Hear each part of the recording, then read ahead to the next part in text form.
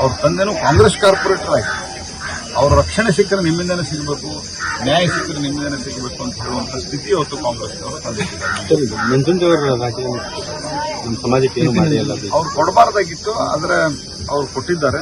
ಅವ್ರ ಜೊತೆಗೆ ನಾವು ಮಾತಾಡಿದ್ರೆ ಹುಬ್ಬಳ್ಳಿಯಲ್ಲಿ ಒಂದು ಘಟನೆ ಆಗಿದೆ, ನೀವು ನನಗೆ ಮರ್ತೋಯ್ತು. ಹುಬ್ಬಳ್ಳಿಯಲ್ಲಿ ಒಬ್ಬ ಹೆಣ್ಮಗಳನ್ನ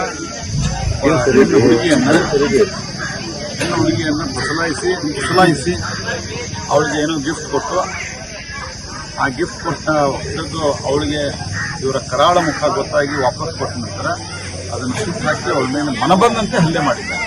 ಹಾಗಾಗಿ ಇವೆಲ್ಲ ಸಂಗತಿಗಳು ಹುಬ್ಬಳ್ಳಿಯಲ್ಲಿ ಎಲ್ಲಿ ಆ ರೀತಿ ಉಳಿದ ಕೆಲವು ಪ್ರದೇಶಗಳಿಗೆ ಹೋಲಿಸಿದ್ರೆ ಇಲ್ಲಿ ಹಿಂದೂ ಸಂಘಟನೆಗಳು, ಹಿಂದೂ ಸಮಾಜ ಗಟ್ಟಿಯಾಗಿರುವಂಥ ಕಡೆ ಈ ರೀತಿ ಆಗ್ತಾ ಇದೆ ಅಂದರೆ ಬೇರೆ ಕಡೆ ಏನು ಪಾಡಿಲ್ಲ. ಇಲ್ಲಿ ಜನಪ್ರತಿನಿಧಿಗಳು ಬಿಜೆಪಿಯವರಿದ್ದು ಎಲ್ಲ ಸಮಾಜವನ್ನು ಸರಿಯಾಗಿ ನೋಡ್ಕೊಂಡು ಹೋಗುವಂಥದ್ದು, ಹಿಂದೂ ಸಮಾಜವನ್ನು ಸರಿಯಾಗಿ ನೋಡ್ಕೊಂಡು ಹೋಗುವಂಥ ಕೆಲಸ ಮಾಡ್ತಿದ್ದು ಹುಬ್ಬಳ್ಳಿ ಧಾರವಾಡದಲ್ಲಿ ಹೇಗಾಗ್ಬಿಟ್ಟಿದ್ರೆ ಬೇರೆ ಕಡೆ ಏನಾಗ್ಬೇಕು.